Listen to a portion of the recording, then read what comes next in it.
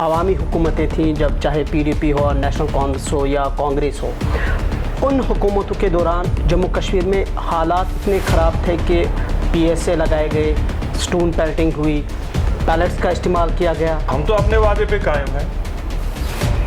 वो कर गए तो हम बोले भी नहीं, हमको बोलने का हक भी नहीं है। ये कौन सी जमहूरियत है? जो हमारी आईनी हैसियत थी उसको इरोड करने में कांग्रेस के साथियों ने भी कम रोल नहीं किया। इतने वादे किए गए कि आपको हम प्रोजेक्ट वापस दे देंगे। जो लोग ये इल्ज़ाम देते हैं, जब वो उस पोजीशन में थे उनका क्या रोल रहा?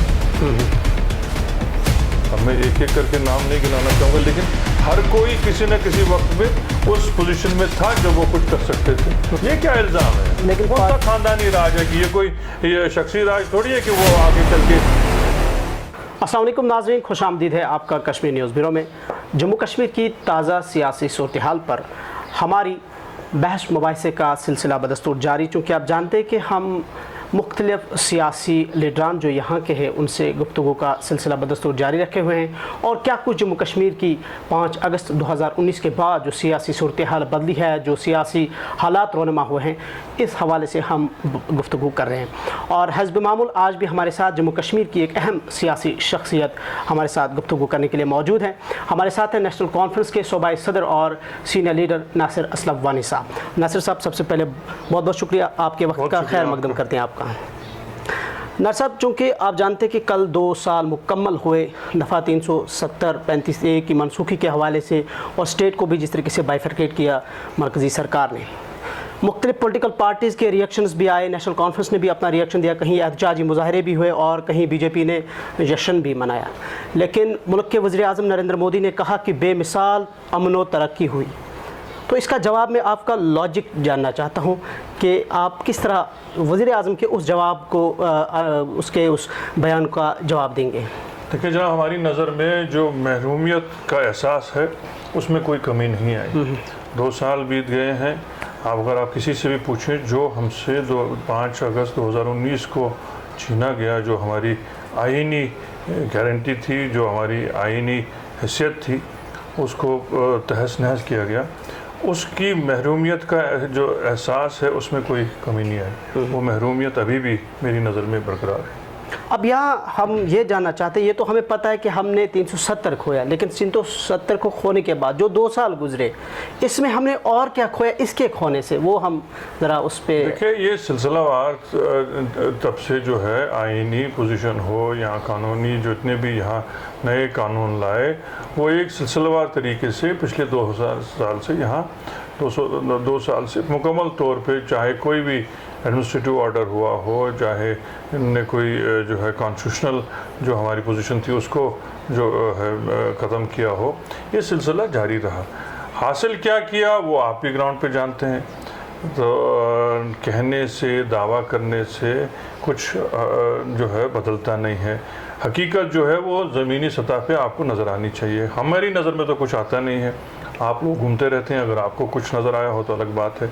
अगर बदला होता तो 24 तारीख की मीटिंग में वज़ीर आज़म साहब खुद नहीं कहते कि हमको दिल्ली की दूरी और दिल की दूरी मिटानी पड़ेगी। इसका मतलब कोई दूरी तो है जिसका उनको भी एहसास है, और कोई छोटी हैसियत ने नहीं कहा है। मुल्क के वज़ीर आज़म जब ये बात करते हैं तो उनको इसकी पूरी जो है इल्म होगा कि ग्राउंड पे सिचुएशन क्या है, कि लोग अभी मुतमईन नहीं हैं, लोग खुश नहीं हैं।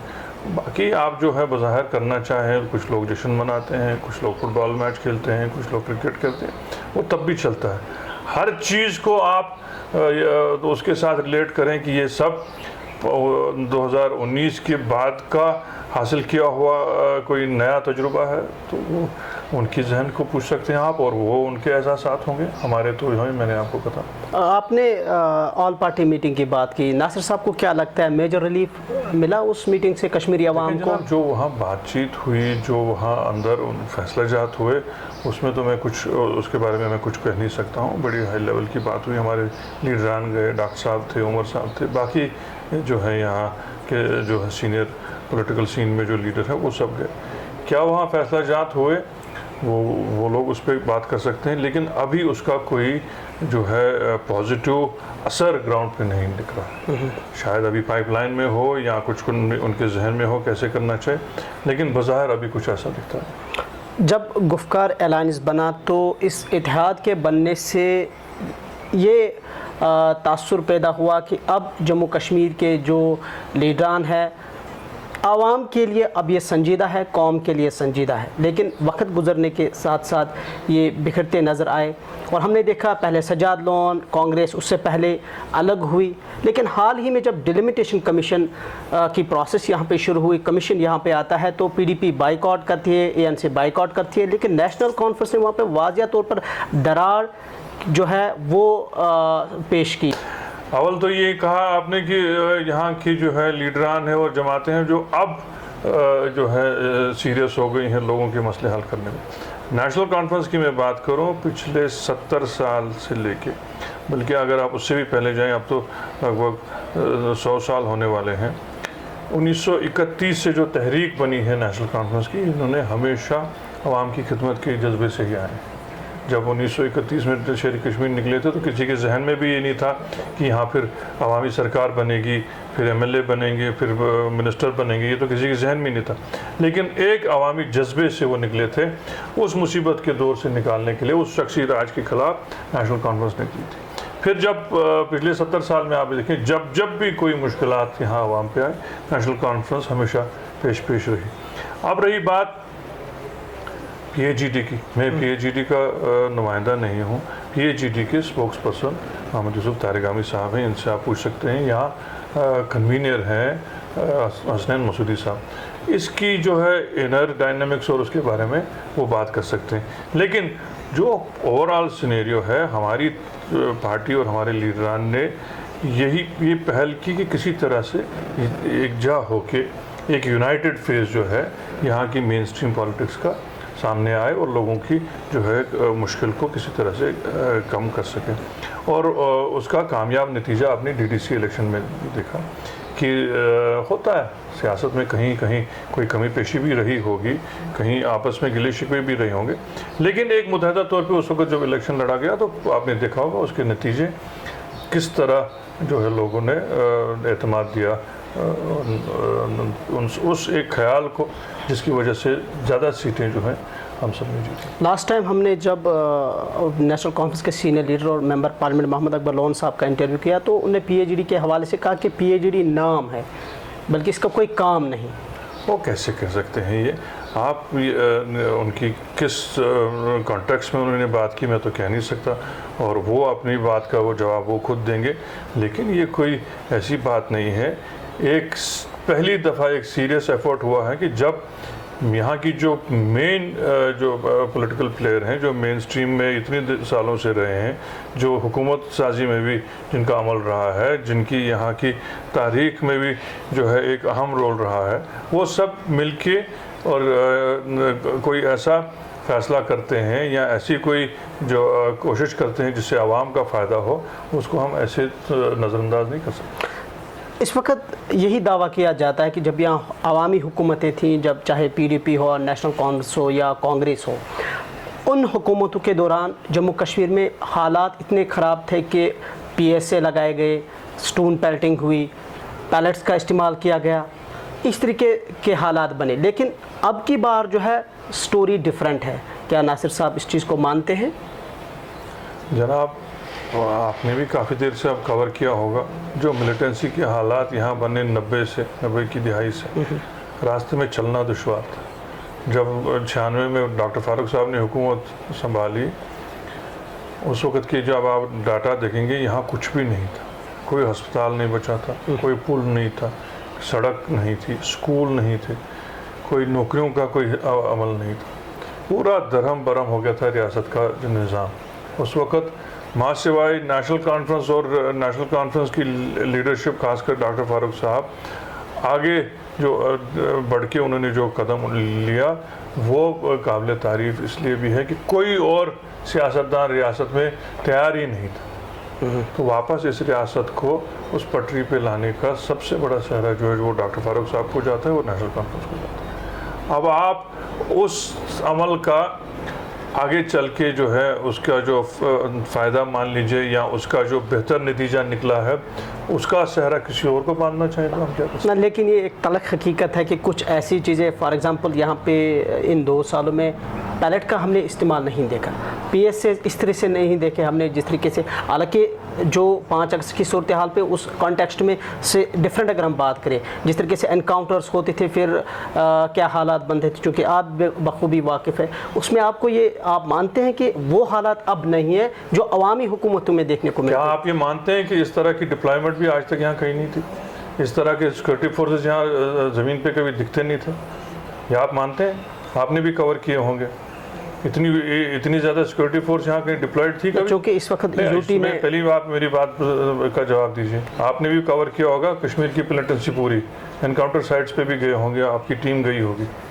इस हद तक की डिप्लॉयमेंट कभी आपने देखी है? जो 5 अगस्त को यहाँ डिप्लॉयमेंट थी, कभी ज़िंदगी में देखी है आपने?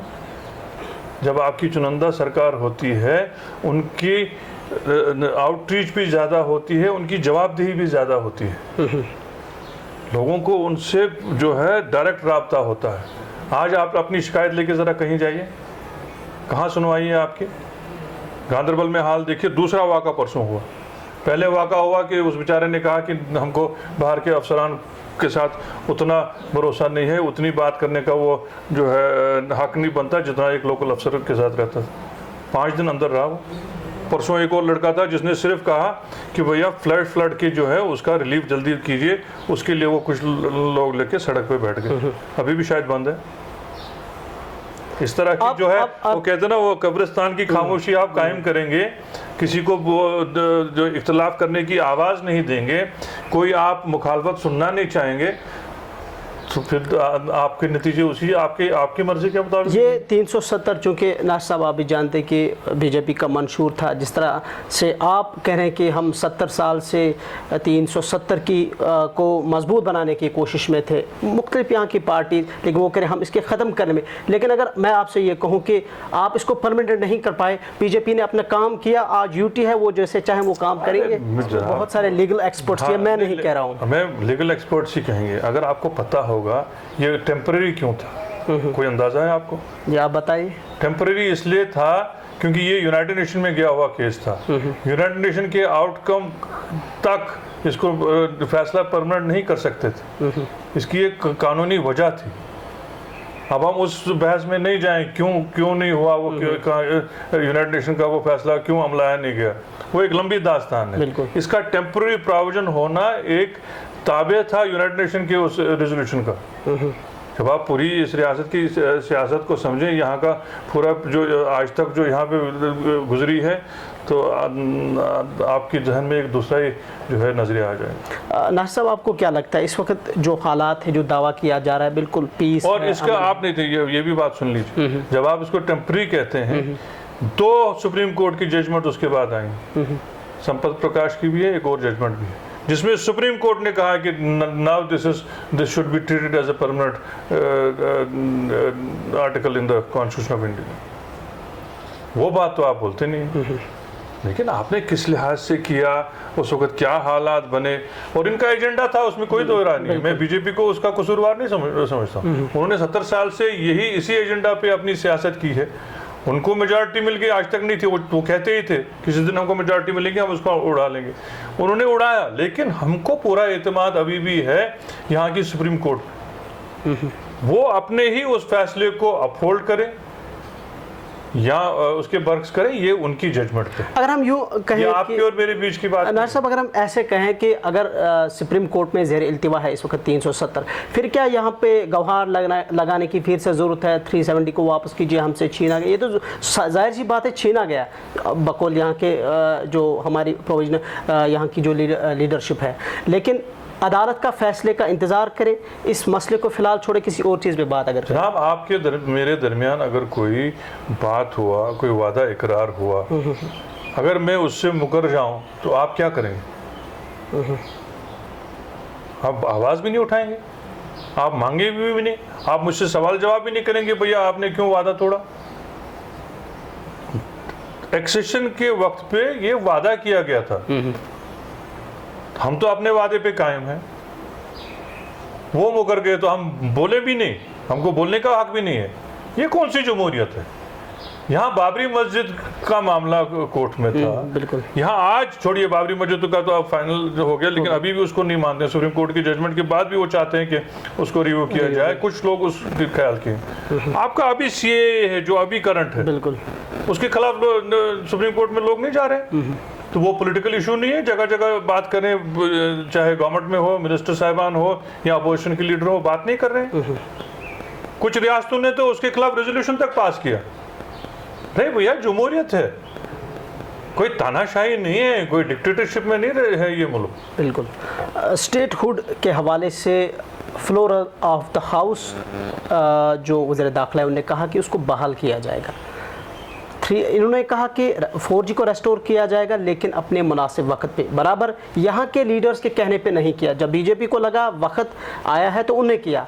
अब ऐसी सूरत हाल स्टेटहुड की है, अब क्या ज़रूरत है यहाँ की, चाहे नेशनल कॉन्फ्रेंस हो, PDP हो, बाकी पार्टियाँ जो कह रही है कि हमें स्टेटहुड वापस चाहिए, क्योंकि इसका वादा ऑलरेडी किया गया है। वादे का कोई वक्त भी तो मुकर्रर करें, या आपकी मर्जी और मंशा पे थोड़ी चलेगा। और एक तरफ से आप कहते हैं कि यहाँ सब कुछ नॉर्मलाइज है, डल में शिकारे भी घूम रहे हैं, फुटबॉल मैच भी हो रहे हैं, क्रिकेट मैच भी हो रहे हैं, तो कल बीजेपी के साथी नाच गाना भी कर रहे थे। जब नॉर्मलाइज हो गया, फिर आप अपने वादे को मुकर्रर कीजिए, पूरा कीजिए कि जो यहाँ नॉर्मलाइज है तो हम स्टेटहुड दे रहे हैं। यहाँ आप ये कहिए कि हालात ठीक नहीं है, हम इंतज़ार करेंगे। दोनों चीज़ें नहीं हो सकती ना, कि हालात भी ख़राब हैं फिर नॉर्मल सी भी है। आप देना भी चाहते हैं, उस वक्त कहते हैं कि नहीं जी हालात ख़राब हैं, ना देने की वजह से फिर बोलते हैं जी हालात ठीक हैं। दोनों चीज़ें नहीं हो सकती। और अब जब स्टेटहुड रेस्टोर होगा, उस वक्त क्या यहाँ आप ही लोग क्लेम करेंगे कि हमारी वजह से स्टेटहुड रेस्टोर होगा? अरे जनाब, कि वो किसको आप उसका सहरा बांधना चाहिए, वो आवाम का फैसला है। हम वो उसमें क्रेडिट लेने की रेस में नहीं है। हम किसी तरह से चाहते हैं कि जम्मू कश्मीर के आवाम की जो है इज़्ज़त बहाल हो जाए। यहाँ ये सबसे जो थी प्रीमियर रियासत थी जम्मू कश्मीर की। जगह जगह से जितने भी लीडर जो मैंने अपनी उम्र में भी देखे और जो पहले भी सुना है, जो भी स्टालवर्ड थे, जो आला दर्जा के लीडर थे हमारे मुल्क के, वो नाज करते थे इस रियासत में। ये वाहिद ये थी इंडिपेंडेंट जो है महाराजा के रूस टाइम पे भी थी। उस वक्त भी इसकी तरफ पूरा मुल्क देखता था। वहाँ से गिरा के न रियासत रही, अब इसको 2 टुकड़ों में बांटा गया, फिर 2 टुकड़ों को भी यूनियन टेरिटरी बनाया गया। उसका वो तकद्दुस वापस आ जाए, इसका वो जो है अपना खोया हुआ स्टेटस वापस आ जाए, लोगों की इज्जत बहाल हो जाए। आपको नहीं लगता आप महरूम फील कर रहे हैं? कोई भी रियासत का जो अर्स्टवाइल रियासत का बादशाह हो, बाशिंदा हो, चाहे जम्मू का हो, कश्मीर का हो, लद्दाख का हो, क्या उसके दिल में ये चाहत नहीं है कि मेरा वो वापस जो है मुकाम हासिल हो? आपको लगता है वो स्टेट्स बहाल हो सकता है फिर से? जो जम्मू कश्मीर का क्यों नहीं होगा? अल्लाह के घर में देर है, अंधेर नहीं होती। ज़रूर होगा, जो हमारा हक होगा वो ज़रूर मिलेगा। नासिर साहब, आपने देखा होगा कि एक वक्फे से लगातार जो NIA, ED या दीगर एजेंसीज़ हैं, उनकी कार्रवाइयाँ जम्मू कश्मीर में बिलखुसूस वादी कश्मीर में तेज़ हो रही हैं, और इन एजेंसीज़ की कार्रवाइयों को नेशनल कॉन्फ्रेंस कैसे देखती है और उनका रिएक्शन हम आपसे इस हवाले से जानें। जहाँ जहाँ उनको जेन्युइनली लगे कि लोग गलत कामों में मुलव्वस हैं, उसमें वो कार्रवाई करें, तो उसमें कोई हमको कोई उसमें न शिकायत ही है, न उस पर कोई हमको एतराज़ ही है। लेकिन उन एजेंसीज़ के ज़रिए से विच हंटिंग ना की जाए, पॉलिटिकल विच हंटिंग ना की जाए। बाकी जहाँ उनका जो अपना उनका स्कोप है वर्क के, उसमें वो काम करें, हम उस पर किसको एतराज़ है? PDP कह रही है कि ज़्यादातर उन्हीं को टारगेट बनाया जा रहा है। PDP वाले अपनी बात का जवाब खुद देंगे, मैं उनका नुमाइंदा थोड़ी हूँ। इस वक्त अगर हम देखें तो हालात, आप ग्राउंड ज़ीरो से वाकिफ़ हैं कि किस तरीके क्या हालात हैं। आपको क्या लगता है कि जिस तरीके से अब भी यहाँ के जो यूथ है, पढ़े लिखे यूथ है, मिलिटेंसी को ज्वाइन कर रहे हैं, आपका यूथ एंगेजमेंट के हवाले से क्या लगता है, क्या कुछ करने की ज़रूरत है? जनाब, ये आज की बात थोड़ी है। यूथ एंगेजमेंट का एक प्रोसेस काफ़ी देर से शुरू भी किया गया था और काफ़ी उसमें कमी भी रही। नौजवान की जो मुश्किलात हैं वो हद दर्जे की, पढ़ लिख के वो आते हैं, उनको नौकरियां नहीं मिलती हैं, उन पे दूसरी तरह के जो है अट्रैक्शंस उनको अपनी तरफ खींच लेती हैं। फिर वो गलत रास्ते पे घुस जाते हैं, फिर हम उन पे और तरह की मुश्किलात ला रहे हैं। अभी आप देखिए हालिया में एक जो है हुक्मनामा जारी हुआ कि अगर किसी भी स्टोन पेल्टिंग या किसी भी ऐसी चीज़ का इल्ज़ाम हो, साबित हुआ हो, सिर्फ अगर इल्ज़ाम हो, उसको पासपोर्ट से भी महरूम किया जाए, उसको नौकरियों से भी महरूम किया जाए।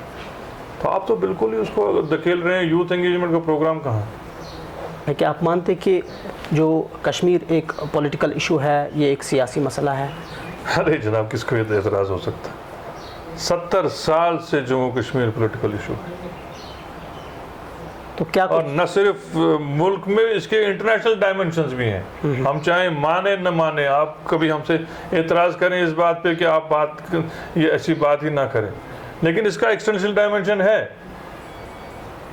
जब तक वो दोनों डायमेंशंस को एड्रेस ना किया जाए, पहले आप अंदरूनी वाला करिए, पहले इंटरनल डायमेंशंस को ठीक कीजिए, अपनी जो है रियासत को बाकी मुल्क के साथ दिल से मिलाने की कोशिश करनी चाहिए, जैसे वज़ीर आज़म साहब ने। यहाँ पर फिर दूसरा पहलू इसका बाद में देखा जाए। बहुत सारे लोग पूछते हैं, कहते हैं कि आज नेशनल कॉन्फ्रेंस बड़े बड़े दावा करती है, ये हुआ, खून खराबा हुआ, ये हुआ, 370 को ख़त्म करने के बाद हमारा सब कुछ छीना गया।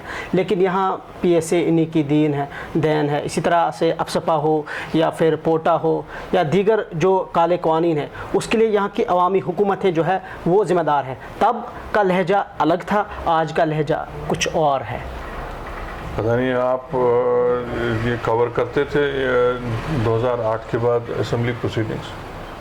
PSA को नरम करने का सहरा भी हमारी सरकार को ही, लेकिन लाया भी आप। उमर साहब, अच्छा आप देख लीजिए उसके क्या लाया था, तो किस लिए इस्तेमाल किया गया पता नहीं, आपको पता भी बिल्कुल 1972 में शेख साहब ने 72 में वो थे ही नहीं, 72 में वो जेल में थे। मुसीबत ये है ना कि पूरी जो है यहाँ की ये लाया टिम्बर गया स्मगलरों के लिए, टिम्बर स्मगलर्स के लिए। बिल्कुल यहाँ नौजवानों के खिलाफ क्या इस्तेमाल किया करें गया। आप? किस कानून को कैसे इस्तेमाल किया जाता है वक्तन फवक्तन, उसमें बनाने वाले का आप तो पावर में थे ना। लेकिन उमर अब्दुल्ला साहब जब वजीर आला थे, इसका टोटल जो है इसको हमने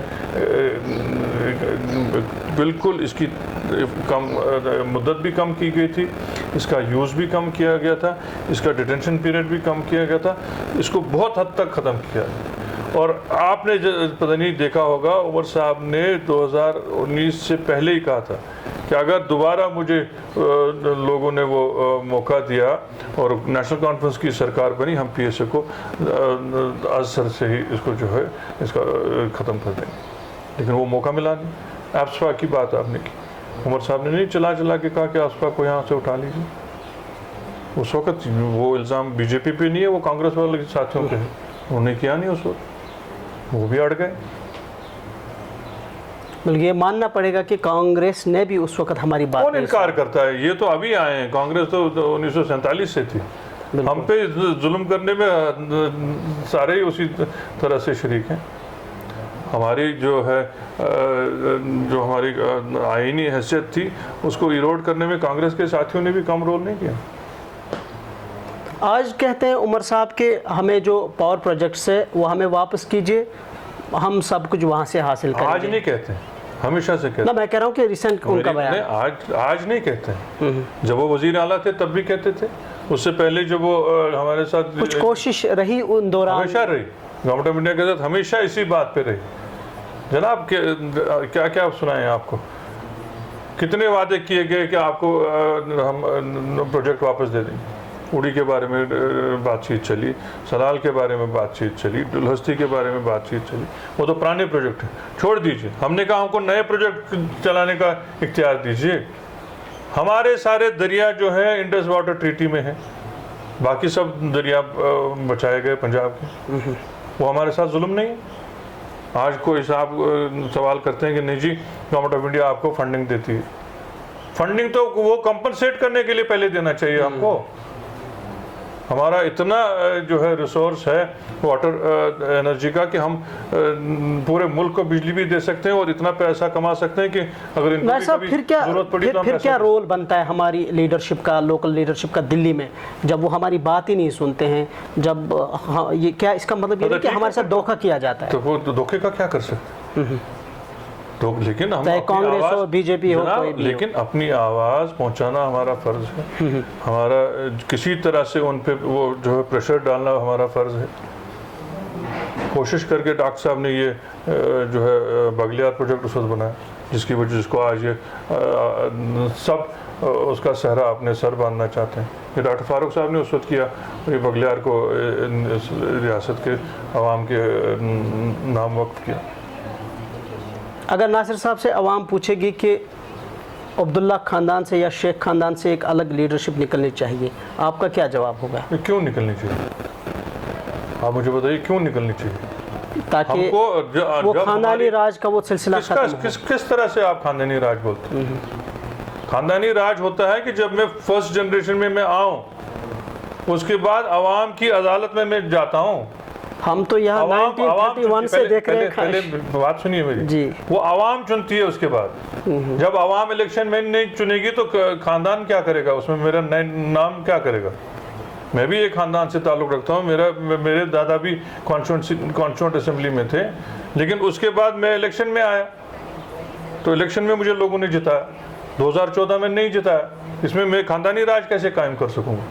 जब तक और जब आवाम उनको चुनेगी और जब तक उनको अपनी पार्टी का एतमाद होगा, उनको कोई नहीं हटा सकता, चाहे दुश्मन कितना भी कोशिश करे और क्या क्या बहाने बना के चले। ये मैंने कहीं नहीं देखा, दुनिया में कहीं ऐसा नहीं है। जहाँ जहाँ जमहूरियत है आवाम चुनती है, आप ना चुने उस वक्त। ये क्या इल्ज़ाम है? लेकिन कौन सा खानदानी राज है कि ये शख्सी राज थोड़ी है कि वो आगे चल के कुर्सी बांट, तब तो फिर किसी और को कुर्सी मिली ही नहीं होती, तब तो कांग्रेस ने कभी यहाँ हुकूमत ही नहीं की होती, तब तो यहाँ पीडीपी कभी कुर्सी पे बैठती नहीं, फिर तो अब्दुल्ला खानदान ने कुर्सी पकड़ के रखी होती। ना पार्टी में अगर देखा जाए पार्टी में जब 1931 तक से तो शेख खानदानी हेड कर रहे हैं। एतमाद है उनको, ये आपको उसको सराहना चाहिए कि उनका ऐसा रोल रहा, उनको पार्टी एतमाद देती है और आवाम भी एतमाद देती है। अच्छा, जब इलेक्शन होते हैं, जब इलेक्शन का अनाउंसमेंट होता है असेंबली इलेक्शंस का, क्या आप चाहेंगे कि यूटी स्टेट्स में इलेक्शन लड़े या स्टेटहुड का आप इंतजार करेंगे? जिस दिन इलेक्शन का आप बताएंगे कि यूटी में है या स्टेट में है, उस दिन आके आप सवाल करना, मैं जवाब दूंगा। लेकिन नेशनल कॉन्फ्रेंस इलेक्शन के उसमें ताबे नहीं है, हम अपना काम उसके बगैर भी करते हैं। हमारा अवामी राब्ता आज भी है, हमारे तमाम जो कॉन्फ्रेंसी इंचार्ज वो लोगों की खिदमत करने के लिए जगह जगह बैठे हुए हैं। आजकल हम अपनी मेंबरशिप का ड्राइव कर रहे हैं, तंजीमी इलेक्शन कर रहे हैं, हम कोशिश कर रहे हैं किसी तरह से अच्छे लोग नुमाइंदे सामने लाएं जो लोगों की ज़्यादा बेहतर खिदमत कर सकें। हम अपना रोल इलेक्शन हो तब भी करते हैं, ना हो तब भी करते हैं। एक आम तासुर है लोगों में, मैं भी बहुत सारे लोगों के साथ हमारा राब्ता रहता है, बहुत सारे लोगों का हमने इंटरव्यू भी किया पॉलिटिशियंस का, अपार्ट फ्रॉम नेशनल कॉन्फ्रेंस, तो सबका एक जवाब मिलता है हमें कि 70 साल से जो कुछ यहाँ पे हुआ सबसे ज़्यादा ब्लेम नेशनल कॉन्फ्रेंस पे इसका जिम्मेदार ठहराया जाता है। तो उन लोगों के लिए आप क्या कहेंगे, उनके लिए क्या जवाब होगा नासिर असलम अली साहब? जहाँ जहाँ हमने जहाँ कोताही रही होगी, ये मानता हूँ मैं, सियासत में कमी भी रहती है, कोताही भी रहती है, कोई हम लोग फरिश्ते नहीं हैं, किसी जमात में कोई फरिश्ता नहीं है, कमी भी रहती है, लेकिन फिर देखना होता है कि काम ज़्यादा किए हैं कि कमी ज़्यादा रही है, उस जो है पलड़े में तोला जाता है। फिर आवाम भी उसी में देती है कि इन्होंने बेहतर कारकर्दगी की है बाकियों से, तो इसलिए इनको एतमाद देना चाहिए। जो लोग ये इल्ज़ामात देते हैं जब वो उस पोजीशन में थे, उनका क्या रोल रहा?